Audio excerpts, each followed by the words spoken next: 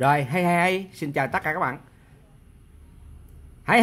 Xin chào tất cả các bạn. Hôm nay mình sẽ giới thiệu cho các bạn một cái loại bo, và sắp tới mình sẽ làm video tương tự như các bạn vậy ha.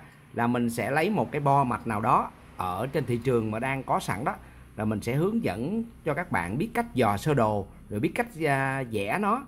Nói chung là biết cách để biết được con nào sống, con nào hư, và biết sửa nó cho biết về linh kiện, biết nó là cái bo gì, để khi chúng ta gặp nó ở ngoài vựa ve chai hay gặp ngoài đường, hay là tất cả mọi người gửi online cho các bạn sửa, thì các bạn cũng biết được đó là cái bo gì. Thì video này sẽ giúp cho các bạn biết được nhiều cái loại bo lắm. Khi các bạn xem video này thì Ô Long sẽ giới thiệu cho các bạn đây là một cái loại bo điều khiển của máy quạt quạt gió đó, điều khiển quạt gió của Mitsubishi. Mà mình không có nói về Mitsubishi gì nhiều, nhưng mà mình chỉ nói về vấn đề là bo của nó điều khiển như thế nào, và mình gặp cái bo này mình phải kiểm tra ra sao, và linh kiện gì ở trên đây nó làm hoạt động ở cái bo này đó. Như vậy thì các bạn sẽ hiểu được một điều nè, thầy mò là luôn luôn giúp cho các bạn muốn hiểu được về cái nguyên lý hoạt động của tất cả các loại máy, chứ không phải riêng về cái quạt này, các bạn biết không. Bây giờ có cái quạt này thì có hướng dẫn cho cái quạt, rồi mai mình có bo nguồn của máy giặt, mai có bo nguồn của máy lạnh, mai có bo nguồn của tivi, hay là có bo nguồn nhiều cái thứ bo nguồn khác, thì mình sẽ hướng dẫn cho các bạn biết cách để mà mình phân tích nó và mình sửa nó. Nói chung là mình mò tóm lại là làm sao làm cho cái này nó hoạt động thôi. Chủ yếu mình đi học, mình đi trau dồi kiến thức là để gì các bạn biết không? Để sửa được cái này, sửa được cái radio, sửa được cassette, sửa được cái máy giặt, sửa được cái tủ lạnh, hay là sửa được tất cả những cái thiết bị điện ở trong nhà của mình. Chỉ vậy thôi. Rồi, không dài dòng liên thiên nữa, bây giờ mình sẽ đi vào thực tế nha. Bây giờ mình cầm một cái bo này, mình thấy nè, có cái chu điện, và đi vô đây là chắc chắn luôn điện 220 cấp vào, hoặc là 110 cấp vào. Nói chung là điện AC đi vào, đúng không? Rồi mình nhìn quanh nè, mình thấy có hở mà cái bo mạch nào mà nó có cái tủ này nè, là các bạn nghĩ đến một chuyện đó nha, là nguồn nó sẽ không cách ly. Nguồn nó sẽ không cách ly nha các bạn. Đó, các bạn thấy không? Với hai nữa, nguồn không cách ly á, là nó không có cái cục tăng phô, nó không có cái cục biến áp đó. Thì các bạn nhìn thấy là những cái bo mạch như thế này á, tuy là điều khiển phím nhấn đồ này kia ha, mình trong tưởng đâu là nó không có nguy hiểm, nhưng mà thật ra nó rất là nguy hiểm khi sửa những cái bo mạch như thế này các bạn. Tại vì điện 220 á, nó có thể đi thẳng vô trong đây luôn, mà chúng ta không biết, sửa. Các bạn không có biết sửa và không biết kiến thức về điện á, thì các bạn sửa cái bo này là nhiều khi nó giật bạn. Điện 220 chạy thẳng đây luôn, vào trong đây luôn, mà mình không biết, không hay, không làm gì hết thì không được nha các bạn ha. Bây giờ thử mà kiểm tra, nói thầy mò, nói dốc, nói ráo, nói xạo thì không phải nha. Thầy trò nói đúng sự thật cho các bạn. Nhưng một điều là thầy mò có thể nói chưa đủ. Tại vì sao các bạn biết không? Cái quy trình mà hướng dẫn đào tạo của thầy mò nó khác với các bạn khác. Đó là sao? Là mình phải đi từ bản. Có nhiều khi cái lộn, cái sai, đó là cái thử của thầy mò nữa, chứ không phải là một cái để cho các bạn cười chê và chế giễu nha. Rồi, như vậy thì mình sẽ nhìn quanh, mình thấy nè, bo nó điều khiển, nó có con vi xử lý nè, các bạn thấy không? Kế bên là có thạch anh, hở mình nghĩ là chỗ nào có vi xử lý là chỗ đó có thạch anh nha. Còn cái con nào mà không có xử lý á, không phải là vi xử lý á, thì không phải có thạch anh. Như vậy thì mình nghĩ nè, nhìn xung quanh mình thấy nè, đây nó có một con diode. Nếu các bạn mà khôn khéo tí xíu nữa ha, rồi các bạn nhìn thấy nè, diode 1N4404 là con này, diode giờ có nghĩa là Zener đấy, N4347. Rồi mình tra cứu trên mạng nó là con gì, con mà mập mình tra cứu đó là con gì, con Zener. Thì thường trong cái mạch điều khiển quạt của chúng ta, hầu như từ lớn cho tới nhỏ, từ to cho tới bự, và từ hãng xịn sò cho tới không xịn sò đều hay dùng cái này hết. Vậy tôi thấy một điều rất là bất ngờ. Tại vì sao? Điện 220 đi thẳng vào đây. Nếu không tôi kiểm tra cho các bạn xem nè. Tôi lấy đồng hồ đo nha, để các bạn phải giữ an toàn điện khi chúng ta sửa chữa nha các bạn nha. Rồi tôi để cái chế độ chuông kêu này nha, chuông kêu. Hở nó chập kim nó thông mạch á, hở chập kim thông mạch nó lại là nó kêu. Rồi bây giờ nè, mình thử nè, đây là điện 220 vào nè, và tôi để 220 vào nè các bạn ha. Rồi tôi đo ở trong đây thử nó có phải không nè, tôi đo trong đây nè, các bạn thấy nó kêu không? Đó, đi vô đây nó kêu hết. các bạn thấy không, kêu chọt đây cũng kêu. Thì các bạn thấy không, điện 220 này vô tình mà đụng dây lửa đó, dây lửa đó thì nó sao, mình đụng ở đây là sao, nó cũng giật mình nha các bạn nha, nó sẽ giật mình, nó giật mình thậm chí gây ra thương tích luôn đó. Nếu chúng ta đặt chân tại dưới đất khi chúng ta sửa này, tuyệt đối an toàn khi chúng ta sửa này nha các bạn ha. Các bạn phải học một cái khóa gọi là cái khóa điện tử cơ bản, và sắp tới mình có thể trao dồi cho các bạn nha. Rồi bây giờ mình đang viết sách gần xong rồi, mình sẽ quăng cho các bạn cuốn sách, rồi các bạn một số linh kiện để các bạn có thể là học tại nhà mình được. Nhưng mà có cái kiến thức cơ bản rồi các bạn mới học nâng cao được nha. Nâng cao thì ít nhiều gì các bạn phải gặp thầy mò uống cà phê một cái đó, thì các bạn mới đủ để mà tìm hiểu tiếp tục nữa nha. Rồi tôi nói đây là tôi nói cho những bạn đã theo tôi học bấy nhiêu lâu nay, chứ không phải là nói những các bạn đã biết được nghề khác rồi fan hâm mộ của những bạn khác nhé. Rồi ok, bây giờ mình mục đích chia sẻ chung mà. Bây giờ nè, điện 220 bây giờ mình phân tích cái sơ đồ mạch của thằng này trước cái đại ha. Rồi mình thấy có cái tụ này là mình nghi ngờ đó là gì biết không, là cái tụ cái tụ cản nguồn đó các bạn. Điện 220 mà qua cái tụ này rồi á thì nó sẽ cản dòng lại bớt, nó không còn là nó không còn là dòng điện, không còn dòng điện 100A ở ngoài đây nữa. Ở ngoài đây là điện, ở đây là mình lấy từ điện ở nhà mình á, đây nè, ở nhà mình nè, mình xài bao nhiêu cũng được hết, 100-200A gì cũng được hết, nhưng mà nó số lớn quá chịu không nổi, đó là điện 220. Nhưng mà ở đây á, mình cản cái tụ này rồi á thì cái dòng nó còn có tí xíu rồi các bạn, khoảng cỡ 500mA thôi trở lại thôi, hoặc là 700-800 khoảng đó, thậm chí là 1A thôi. Nhưng ở đây á, cái tụ này mình thấy nè, 105 thì nó lấy ra khoảng cỡ 500mA nha các bạn. Lấy ra để đủ để nuôi cho con linh kiện này thôi, chứ nó đâu có cần xài nhiều, thấy không? Còn các bạn thấy nè, những cái con này nè, 4 anh chàng Ngự Lâm Quân này là những cái con điều khiển quạt motor đó. Tuy nó nhỏ vậy đó nhưng mà nó có thể điều khiển một cái quạt rất là lớn, một cánh quạt rất là lớn. Tại vì sao? Tại vì nó chỉ đưa dòng điện từ đâu? Từ cực này qua cực kia thôi, rồi đi ra dòng điện chính của chúng ta. Như vậy thì để hiểu được cái máy này thì mình có hiểu được cái tụ này nè là tụ cản dòng nè. Rồi cái này là cái gì nè? Cầu chì nè. Rồi các bạn nói theo thầy mò nha. Rồi cái này là cái gì nè? Tụ hóa nè. Tụ hóa là thường ở trong bộ nguồn mình nó để lại lọc tín hiệu thôi nha, lọc nguồn điện bị nhiễu mình lọc thôi.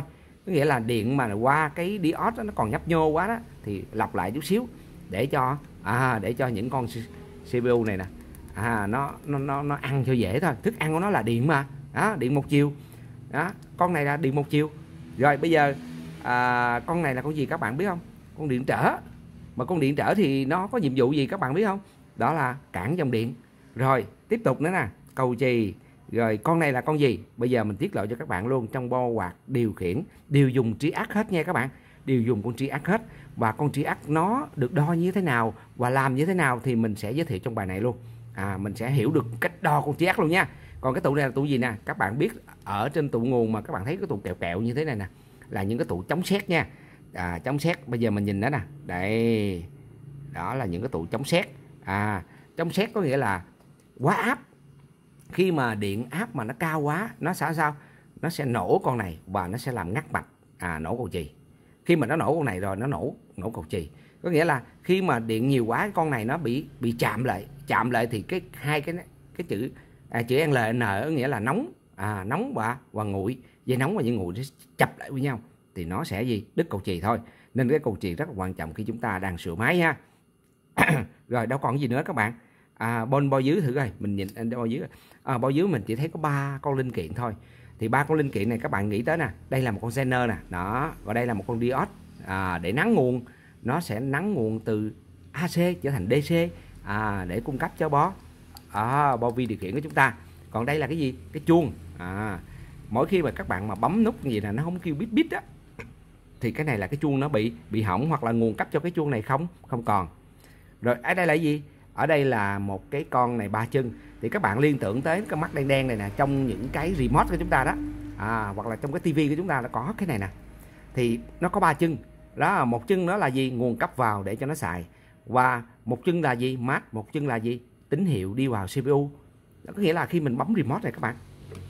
Đó, khi mình bấm remote nè thì tín hiệu nó sẽ vào con mắt này nè. Đó, mình bấm cái lệnh này nè, lệnh số 1 thì nó sẽ hiểu ở đây số 1, và tín hiệu nó rất còn nhỏ lắm, còn nhỏ bé lắm, và nó sẽ tượng hình nó đi vào trong đây. Đi vào trong đây thì nó sẽ gì?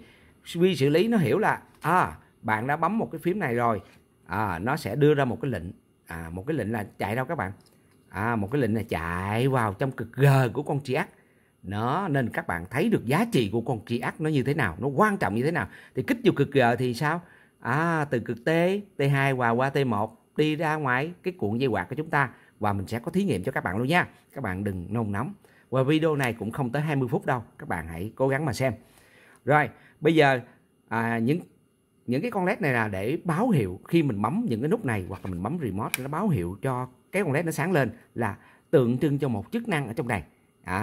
Còn đây là cái phím bấm từ CPU này ra, từ vi xử lý này ra, đây nó có những cái phím bấm như thế này để gì? Khi mình bấm gì nè, nó sẽ có một tín hiệu điện, có một cái xung điện để chi? Để cho thằng vi xử lý này nó hiểu ra mình đang sử dụng cái lệnh này nè, cái lệnh tốc độ nè, cái lệnh quay nè, cái lệnh số 1, số 2 và lệnh tắt mở nè. Thì vi xử lý này cũng vậy, cũng hiểu được cái lệnh đó và xuất ra bên ngoài, xuất bên ngoài kích vào cực G của 4 cái em này nè. Cái em đen đen này đang trực hờ sẵn, đang trực hờ sẵn. Như vậy thì mình hiểu biết ở trong đây là mình hiểu cái gì? Chuông, điện trở, và gì? Và những con linh kiện này. Thì có bạn hỏi con diode là gì anh? Đây là những con diode ma trận. Ma trận thì cái này mình không cần phải biết nhiều. Những con diode ma trận này ít khi nào mà nó hư lắm. Rồi, như vậy thì tiếp theo đó nữa là các bạn thấy nè, điện trở nè. Rồi đây là những con tụ mình không quan trọng tới nha. Đặc biệt các bạn thấy con thạch anh này nè, khi các bạn bấm nguồn mà nó không nhận đó nè, các bạn bấm nguồn mà không nhận, khi mà bấm trên này nè cũng không nhận nữa, thì các bạn hãy liên tưởng tới con thạch anh này nè ha, 1.8 MHz. Thì các bạn thay nó đi, là cái cơ hội để mà sửa chữa của cái này nó thành công được 70% khi con này nó bị hư. Con này rất là dễ hư nha các bạn ha, khi có xung đột nó cũng vẫn hư. Rồi, như vậy thì các bạn chú ý những điểm mà dễ sửa ở trong đây. Thứ nhất là diode Zener nó dễ bị chập. Cái thứ hai là con thạch anh 1MHz, và tùy theo loại máy có vi xử lý nó mới có con này. Nếu mà những cái bo mà không có vi xử lý thì nó cũng không có con này ha. Ví dụ như những cái bo Trung Quốc sản xuất ra mình mua về thì nó không hẳn có cái con vi xử lý này nha các bạn. Nó gắn một cái con chip nhỏ xíu thôi và đặt hàng bên Trung Quốc nhé. Rồi bây giờ tiếp tục, con diode này là con diode nắng nguồn, nó cũng có thường xuyên xảy ra hư hỏng do chập. Mà nếu mà cái con này mà nó hư do chập thì ở cái hệ thống của mình cũng khó mà cứu vãn nổi ha, tại vì điện nó chạy ra rất là nhiều. Còn một điều quan trọng nữa đó là hai cái chân này, có con này nè, nó nối tắt với nhau. Ví dụ hai cái tụ này mà nó nối tắt với nhau thì nó sao? Nó xảy ra tình trạng là mạch điện của mình sẽ nát bấy hết, nó sẽ quá hủy hết. Khi đó là gì? Điện 220 này vào và chỉ có 3 con điện trở chút xíu này thôi, và sẽ làm cho điện chúng ta cao lên và đánh thủng hết tất cả. Trước khi cầu trị bị ngắt là nó đã tiêu diệt hết đường này rồi. Nên con tụ này không để cho nó được chạm chập từ hai cực hai bên, nó chỉ cản dòng điện đi qua thôi, nhưng mà mình chập nó qua thì nó không còn cản nữa. Rồi, như vậy thì các bạn đã biết được sơ sơ linh kiện rồi ha. Rồi bây giờ mình sẽ vẽ sơ đồ ra cho các bạn. Đây, các bạn chú ý nè, ở trong cái mạch điện chúng ta phải biết được là dây nào là dây nào. Ví dụ như dây black là số 1, dây red số 2, dây blue số 3, thì mình liên tưởng tới là quạt số 1, số 2, số 3 là cấp số. Rồi để AC1 nè, AC1, rồi swing, swing đó là gì? Quay đảo chiều. Rồi blue, blue mà AC2, blue AC2 có nghĩa là màu xanh, dây màu xanh mà nó là gì? Dây AC. Nhiều khi ta hết dây điện, hạn sức hết dây điện hay gì đó, người ta gắn màu xám. Nhưng các bạn cũng mới linh động nha, phải biết dò mạch mới được nha. Còn dây cơm này, dây quai, dây đó dây gì kệ nó, hai dây này nói lại chung với nhau luôn. Rồi bây giờ nè, các bạn hãy chú ý một điểm nè, mình phải biết dò mạch nha. Thì điện nó đi vào nè, chắc chắn các bạn thấy cầu chì thì các bạn thấy một điều duy nhất, cầu chì thì phải có điện 220 đi vào cầu chì đó. Rồi nó sẽ qua gì? Nó sẽ qua đối với cái mạch điện này nè. Để mình sẽ vẽ cái mạch điện cho các bạn luôn nha. Rồi các bạn có thấy rõ không nè? Để mình vẽ mạch điện này nha. Đây mình để ngược lại các bạn nhìn khó thấy. Bây giờ nè, điện nè, điện vào nè ha. Điện đây là vào, điện 220 vào hoặc là 110 vào, đi qua con điện trở. Đây, điện đầu tiên này ha. Đi qua một con điện trở nè ha. Rồi con điện trở này là nhiêu? 50 50 56 kg 50 kg ha. 50 ôm lộn, 50 ôm. Rồi bây giờ các bạn tiếp nè. Qua một cái con tụ này ha, từ đây nè qua đây một con tụ này ha. Các bạn thấy là qua con tụ nè. Rồi qua con tụ. Rồi tiếp tục. Ở đây là gì? Qua đây cầu chì. Cái dưới này nha các bạn ha, qua cầu chì. Cầu chì gọi là foot nha các bạn ha, gọi là phu xe đó. Rồi tiếp tục. Cầu chì thì từ đây, từ cầu chì này các bạn. Từ cầu chì thì nó dừng ở đó đi. Nó dừng ở đó đi. Thì mình vẽ ở trên đi ha. Thì hai cái chỗ này nè. Hai cái chỗ này nè các bạn thấy nè. Hai cái chỗ này nè ha. Nó sẽ đấu một con tụ. Tụ này là tụ chống sét này các bạn ha. Đây, chống sét đây nha. Từ đây qua đây qua con tụ chống sét. Con tụ này là khoảng cỡ 1 kV đi ha. Rồi, hoặc là tụ đó là nó ghi là tụ 110 cũng được ha, hay là 230 250V chứ không phải 1 kV. Thì ví dụ như là quá áp thì nó sẽ tắt. Và tùy theo người ta có thể gắn một con tụ chống sét đây nữa, nhưng mà tùy theo máy nha các bạn ha. Rồi tới đây. Tới đây thì sao? Tới đây thì các bạn thấy nè, từ đây nó qua con tụ. Đó, và dưới con tụ này sẽ có một con điện trở để xả đó. Nếu không á, mình rút điện ra là nó sẽ chạm giật mình. Thì ở đây là một cái con một con 220 kg ha, con điện trở nha các bạn ha. 220 kg. Rồi, tiếp tục. Thì các bạn dò mạch nè, tôi chỉ các bạn dò mạch nè. Thì qua cái tụ này là các bạn sẽ lật lên nè. Thì cái tụ đây. Thì cái tụ này các bạn nhìn vô trong nè. Nhìn vô trong. Để tôi lấy đèn pin rồi gọi cho bạn ha. Rồi từ cái tụ này các bạn thấy không? Từ cái tụ chân tụ nè, nó đi ra đây và nó có một cái chấu đây. Các bạn chụp vào đây liền, các bạn lật lên đây. Các bạn thấy cái rim. Cái rim này thì mà các bạn dò từ đây qua đây nha. Rồi các bạn chụp vào đây liền. Các bạn dở lên đây thì đây là nó có hai cái chấu. Hai cái chấu đây nè. Và đây cái chấu nữa. Đây cái chấu nữa, đây cái chấu nữa là gì? Đây cái chấu này nè, nó bắt qua đây là là cái con điện trở này nè để xả nha. Còn hai cái chấu này là cái gì nè? Thì mình đặt lên nè, mình lật lên là một con diode đi về đây và một con diode đi vào đây. Thì ở đây nó có một cái điều lạ gì nè, các bạn thấy không? Lạ đối với các bạn thôi, như tôi thì nó quen quá rồi. Thì ở đây là nó có một con diode quay đầu ngược lại. Thì bây giờ này ha, tượng tụ nè, nó có một con diode, mình vẽ con diode nha các bạn ha, nó quay đầu ngược lại. Đó, nó quay đường ngược lại nè các bạn thấy không? Rồi, nó đi đâu kệ nó đi. Còn một con nữa là nó quay đầu thuận chiều. Đây nè, các bạn nhìn thấy nè. Đó, cầm đây mình dở lên mình biết dò mạch nha. Rồi, thuận chiều. Diode này là diode Zener thì mình phải vẽ gì nha các bạn ha. Còn hai cái đầu ở bên đây á, hai đầu này nó chập lại với nhau, còn hai đầu bên đây nó có chập không các bạn? Các bạn lấy ngón tay chập lên cái, các bạn dở lên. Đây hai cái đầu này. Cái đầu trong và đầu ngoài nha. Đầu trong là gì? Là đầu dương của con diode này. Diode này, diode là 4004. Rồi, đầu dương đi đâu nè các bạn? Các bạn nhìn thẳng nè, đi vô đây con tụ, đi vô âm của con tụ. Đầu dương đi âm của con tụ. Rồi, đây là đầu dương này nghe các bạn. Nè, đầu dương nè. Rồi, đi vào âm của con tụ. Đó.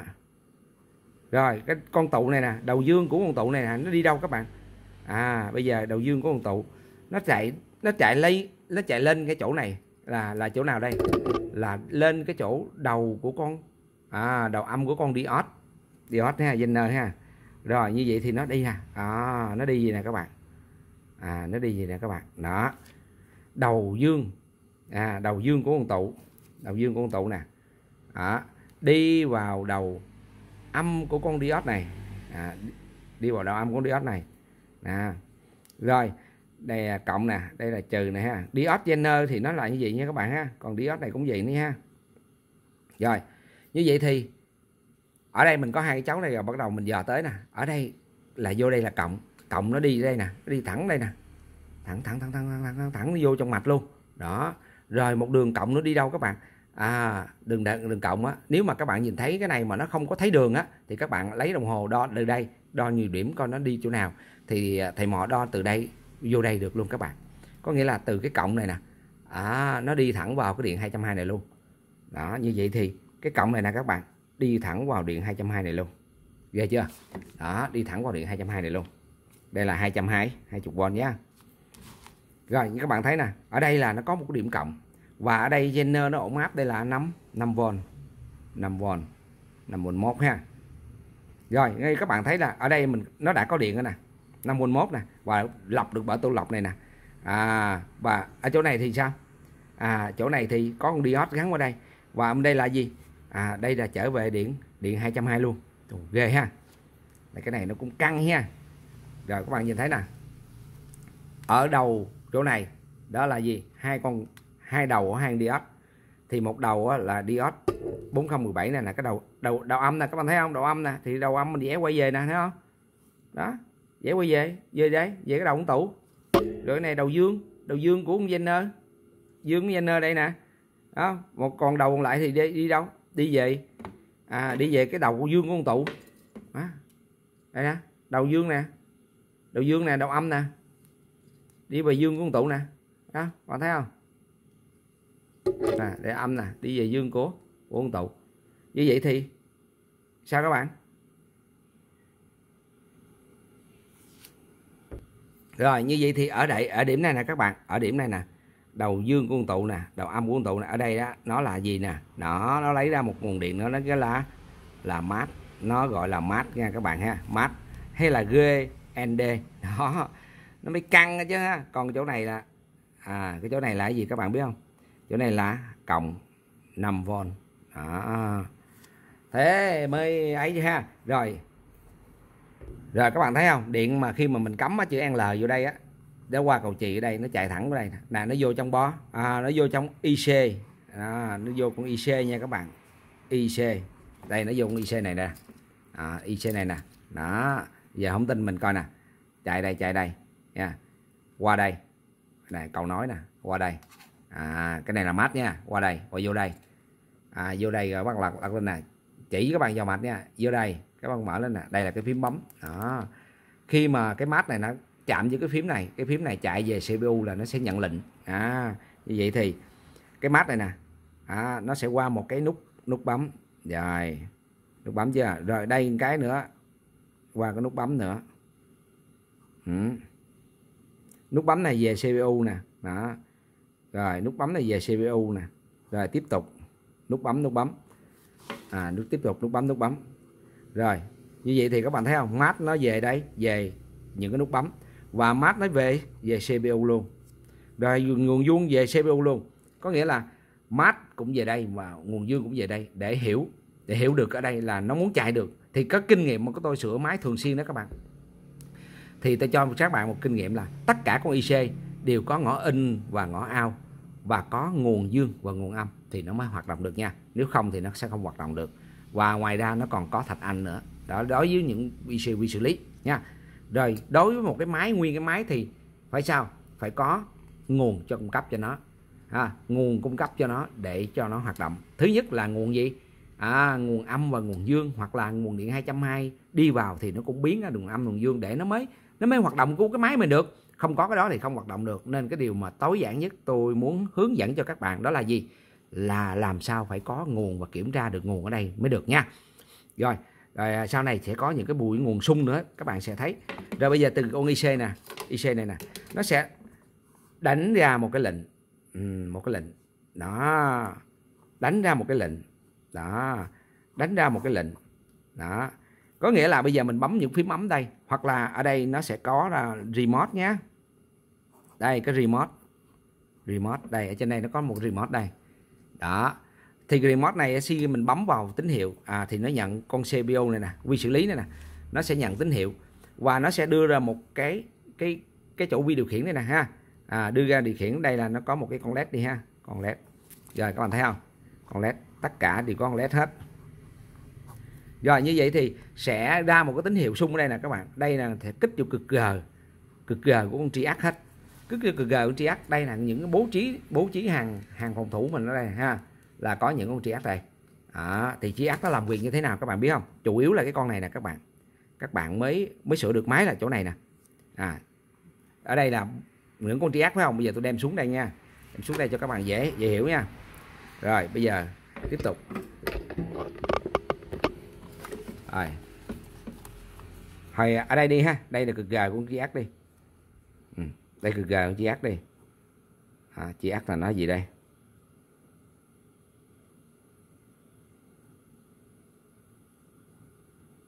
Đó.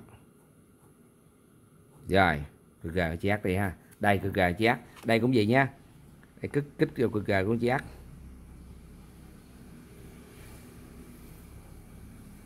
Rồi. Ở đây là T2, T2. Chân chân này T2 nè, T2 và T1. Thì các bạn thấy nè, T2 và T1 thì điện ở đây nè, là điện ở đây nè các bạn. 4 cái đầu này nè, nó nói chung với nhau luôn. Và nó đi về đi về đây luôn. Ghê không? Nó đi về đây cầu chì nè. Nó đi về cầu chì luôn. Các bạn thấy không? Nó đi về cầu chì luôn. Thì bao nhiêu con triac có nghĩa là bao nhiêu cổng để mà con IC này điều khiển ha. Bây giờ nó điều khiển 10 cái cũng được nữa. Không cần biết bao nhiêu cái cũng được hết. Mỗi cái cực này ra điều khiển cực G của triac hết. Mà con triac á, nó hay cái chỗ này nè, nó điều khiển được AC chứ không phải như con IGBT hay transistor này kia nọ thì nó sẽ không điều khiển được. Này sẽ không được dẫn AC nha. Con này nó cho dẫn 2 chiều. Thì bởi vì như vậy thì khi mà có cái cực G này nè, khi mà có một cái tín hiệu á thì làm cho cái con T2 này nó dẫn và nó đi về T1. Như vậy thì nó ra cái điểm T1 để ra đây nè các bạn. Mỗi khi mà nhận bấm nút đây hoặc là bấm remote ở đây nó sẽ ra T1 ở đây. Thì điểm T1 đây là nó có điện 220 đây nè. Và nó cần để có đi về nguồn á, đi về nguồn thì nó mới sáng. Thì ở đây thì mình bóng đèn đây nè. Thì ở đây một dây nữa là ok nè, dây này là dây N đi chẳng hạn. Thì bấm cái là bóng đèn này nó sáng lên. Và bây giờ mình thay cái đó không phải là cái dây ấy là mình thay cái cuộn dây quạt đi. Đó, cuộn dây quạt. Đầu còn lại đây nè các bạn, đầu còn lại thì các bạn phải nấu về đây nha. Đây, đầu còn lại thì đấu về đây. Đó, đầu còn lại thì đấu về đây. Có thấy không? Rồi, xuống đây một tia nữa ha, một cực G nữa ha, rồi kích vô cực G nữa ha. Rồi, qua cái này là T chứ, T2 nè, đó. Rồi, T1 chứ, T2 là đã ở đây rồi nè. T2 rồi để chạy qua đây, chạy về đây. Và T2 chạy qua đây, vô đây. T2 nha, chứ không phải T1 nha các bạn. T2 và ở đây là nhận là T1 rồi. Các bạn hiểu không? Bây giờ nói lại cái khúc này nè để cho các bạn dễ hiểu nè. Khi có một cái vuông xung ở vi xử lý, bấm kịch ở vi xử lý thì sao? Thì cái tín hiệu hoặc là bấm tín hiệu remote thì vi xử lý là nó xử lý và nó đưa ra một cái lệnh để điều khiển cực G của những con triac này. Khi cực G này có điện nè, ở đây chạy ở đây cực G này có điện nè, làm đèn sáng lên là làm mấy cái bóng này nó sáng lên nè. Rồi, như vậy thì cực G này sáng có điện điều khiển rồi thì cái chỗ T2 này là điện 220 nó nói thẳng luôn nè, nó đang đợi mình nè. Rồi nó chạy xuống đây. Cái con này nó cũng giống như con công tắc ấy các bạn. Khi có công tắc gì nè. Đó, cái công tắc gì đó. Khi mà mình điều khiển cực G này xuống nè, là điện từ đây nè nó chạy xuống đây liền nha. Thì đây cũng vậy, điều khiển cực G thì điện ở đây chạy xuống đây. Thì những cái trục cọc này nè, người ta sẽ ra những cái tín hiệu dây. Đây nè, các bạn nhìn thấy nè, đây là những cái cọc nè. Cọc số 1, số 2, số 3, số 4, cọc quay, cọc gì đó, người ta gắn ở đây. Thì cái cọc này là mình gắn vô sợi dây. Sợi dây quạt, sợi dây số 1, số 2 gì chẳng hạn, hoặc là mình gắn bóng đèn cũng được nữa. Thì còn cái đầu bên bóng đèn bên kia thì sao? Thì đi về đi về đâu? Đi về đây. Có nghĩa là vô đây nó đã trực hờ rồi, nó vô trong T2, trong T2 của con triac hết rồi, và nó sẽ xuất ra T1 nếu có lệnh điều khiển đi xuống. Xuất ra T1 thì cái T1 nó nằm đây nè. T1 nằm đây thì mình sẽ qua gì? Ví dụ như bắt cái bóng đèn này các bạn, bóc bóng đèn đi. Ở đây là T1 nè, đúng không? Rồi qua con triac nè. Đó, qua con triac nè. Đây là T2 nè các bạn. T2 con triac nè, nó đang có điện 220 rồi nè, thấy không? Rồi nó chạy tới đây rồi. Rồi bây giờ có bóng đèn bên đây nè. Đó. Cái này là cực G nè. Cực G nè, kích vô một cái là nó sẽ mở vi xử lý kích tới nè, nó sẽ mở ra cái con này chạy về 220 luôn. Là về nguồn mình đó. Ví dụ như ở đây dây lửa, đây là phải dây nguội. Và ở đây dây nguội đây không phải là dây lửa, tại con này nó cho 2 chiều dẫn tới dẫn lui. Như vậy thì cực G là quan trọng nhất ha. Khi mà mình sửa máy mình bấm cái kịch cái cực G này phải có nhúng nhích nha. Ra cái chân G của con điều khiển này nè, nó phải nhúng nhích. Chứ không nhúng nhích là nó không hoạt động ở vùng này nha các bạn. Rồi giờ mình sẽ đo đạc nó để cho các bạn biết, rồi gắn bóng đèn vô điều khiển thử cho các bạn xem lo như thế nào nha. Rồi tới đây là các bạn có hiểu nè, chưa hiểu thì các bạn cố gắng xem để hiểu tới hiểu lui nha. Rồi bây giờ mình sẽ đo nè.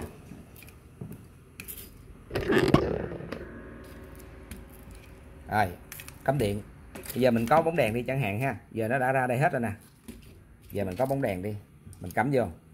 Giờ mình hàn bóng đèn vô nè. Ví dụ như cái bóng đèn hay là dây quạt hay là cái gì đó cũng không cần biết nha, quạt hay là bóng đèn gì cũng được nha. Đây mình có 4 cái bóng điều khiển, 4 cái bóng này ha. Rồi bây giờ bấm bóng đèn vô thay thế cho cái quạt đi ha. Đây số 1, số 2, số 3. Rồi mình bấm vô số 1.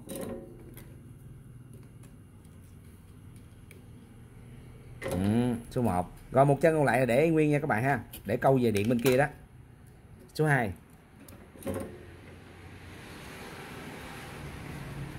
Rồi số 2. Các bạn coi cái điểm này các bạn mới dễ hiểu nha. Rồi số 3. Cái quạt mình thì có 3 số đúng không các bạn? Số 3. Các bạn cũng cấu vô cực. Cái này là T1 của con Triac.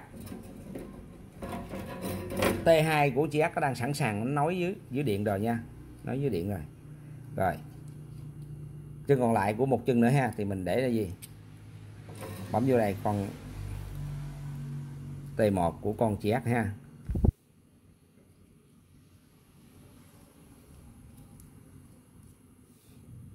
Rồi, ok chưa? Tôi làm video này tôi không có thời gian để chỉnh sửa các bạn, nên các bạn phải chịu khó theo dõi nha. Rồi, bây giờ những cái dây còn lại nè. Bây giờ mình vô đây một chân này, những dây còn lại thì mình cắm vô 220 chứ đúng không? Chân này nó đã nối với chân này rồi nè. Chân này nè, nó đi vô T1 là nó nằm đó. Khi có CG tới là cái chân này nè, nó sẽ nối qua cái bóng đèn mình, nó chạy tới đây thì ở đây nó sẽ có một cái bóng gì? Cái này phải nhập chung lại.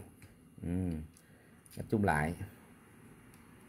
Đó, bây giờ mình nhập chung lại, mình sẽ co một cái sợi dây nữa.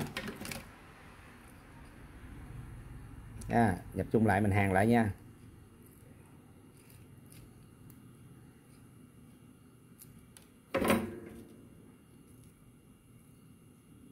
Rồi nhập chung lại mình hàn chứ, mình hàn một cọng dây qua đây.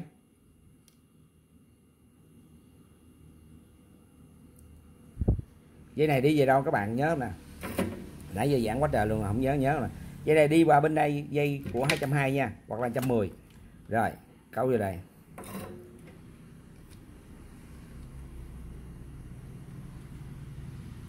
Rồi, nếu mình đấu bên đây á là hai cái bóng đèn này nó có một thôi, nó không có sáng được nha các bạn.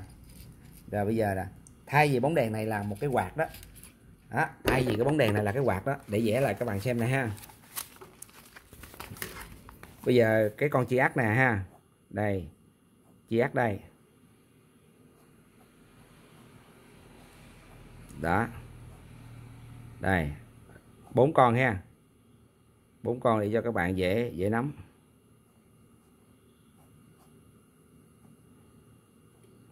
Vẽ sao cũng được, miễn sao nó có cái cho nó đồng bộ đi ha. Rồi, xấu dữ ta. Rồi 3 con đi, ví dụ như đi. Ở đây là T1 nè. Ở T2 nè. T2 nè. T2 nè. T2 là ở trong mạch đây các bạn ha, trong mạch của con Triac nè. Con Triac là T2 nó nằm đó đó. Rồi bây giờ nó ra T1 nè, T1 nè. T1 nè. T1 nè. Rồi cực G này nè, cực G này là quy xử lý tới nha, quy xử lý tới là cái con quy xử lý là con này nè. Nó sẽ điều khiển hoặc là mình bấm nó sẽ tới cái lệnh nè, nó mấy chân này nè, nó điều khiển tới đây ha. Rồi. Như vậy thì cái con Triac này á nó nhỏ nhỏ vậy nè. Cực G nó nằm chính giữa nha các bạn, chính giữa. Còn cái chiên bìa ngoài là T2, còn cái này là T1, T1 nó ra mấy cái số nè, thấy không? Số 1, số 2, số 3, số 4 rồi số win nữa đó, là cái chân bìa. Rồi. Đây nè. Khi là T1 nè, mình đấu qua cái bóng đèn này các bạn thấy không? Bóng đèn. Rồi, bóng đèn. Bóng đèn. Đó, các bạn thấy không? Rồi cái dây còn lại của bóng đèn mình nối chung lại với nhau hết. Mấy cái dây này nó đã có chung ở trên mạch rồi, T2 đã gắn ở trên mạch hết, chung hết rồi. Điều khiển cực G cái là tại gì? 220. Rồi chạy qua con Triac, qua bóng đèn sáng lên là do đây. Đây cũng là 220 rồi ha. Rồi ví dụ mình gắn cuộn quạt thì sao các bạn? Cái bóng đèn này là một cái cuộn quạt đó, cuộn dây quạt 3 số, số 1, số 2, số 3. Cuộn này là quấn ít vòng nè, ví dụ như 100 vòng nè, đây quấn 200 vòng nè, 300 vòng nè. Đó, như vậy thì khi điều khiển cực G là bấm số 3 là 300 vòng nó chạy về đây thì cái quạt mình sẽ quay mạnh hơn, thấy không? Và thêm con triac nữa. Thêm con triac nữa là gì? Cái gì? Cái T1 nè, rồi gắn qua cái gì? Cái quạt đảo chiều đó, quạt đảo chiều. Đó, quạt đảo. Thì nó cũng vậy thôi. Và như vậy thì mình đo lại nè. Nè, đo lại nha. Mà để chế độ than kêu nha. Mình đo nè. Rồi. Con triac này nè, cái bìa ngoài nè, bìa ngoài của triac này ha. Là nó nói cái T1 nè. Thấy chưa? Rồi cực bìa ở ngoài đây á, cực bìa ở ngoài đây là nó có 3 chân nè, các bạn thấy không? Nó 3 chân nè. 3 chân, con nào cũng 3 chân hết á. Rồi bây giờ mình bo bìa ở ngoài nè. Là mình đo vô điện 220 nè, có sẵn nè. Thấy không? Chân bìa ngoài lúc nào nó cũng có 220 có sẵn hết. Rồi, đây. Đó, bìa ngoài có 220 nó nối sẵn vô hết.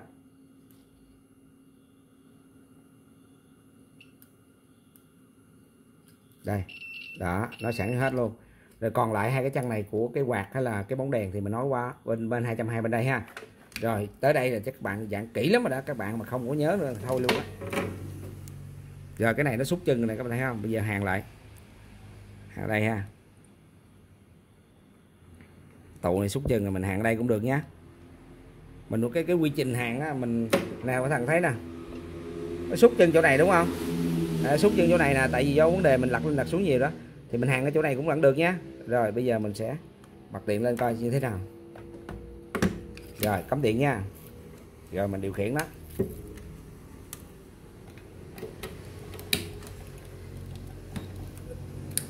Rồi mới cắm điện lên nó đâu có sáng đúng không? Đâu có sáng được. Mới cắm điện lên sao sáng được ha. Bây giờ mình sẽ cho nó sáng bằng cách mình bấm nút coi sao. Đây bấm nút nè, nút on off nè. Đó, đèn sáng thấy không? Tại vì cái độ phân giải độ phân giải của camera mình nhìn vô đây á là nó lại chớp nha. Rồi bây giờ mình sẽ bấm nút timer nè, nút speed nè. Nút speed bấm nút số 1 nè, thấy không? Số 2 nè, số 3 nè, 1 2 3. Rồi bắt đầu mình bấm nút này là nút gì đây nè, nút quay đảo chiều gì đó. Tự gió tự nhiên cái gì đó. Tùy theo cái này nó điều khiển trên đó nha. Rồi có thể mình tắt luôn này các bạn ha. Bạn thấy không? Điều khiển cái nào nó cũng ăn hết. Mỗi lần xuất lệnh đây là gì? Kích vô cực G của triac. Rồi cái triac này mà nó chạy không nổi á, lâu ngày mà mình chạy nóng quá các bạn, nó bị nổ. Nó bị nổ con này nè. Là mình cần phải thay nó. Thì cái quy trình sửa chữa thì nãy giờ mình cũng đã nói rồi ha. Các bạn nào vô sau không biết thì các bạn hãy quay lại video để mà xem nha.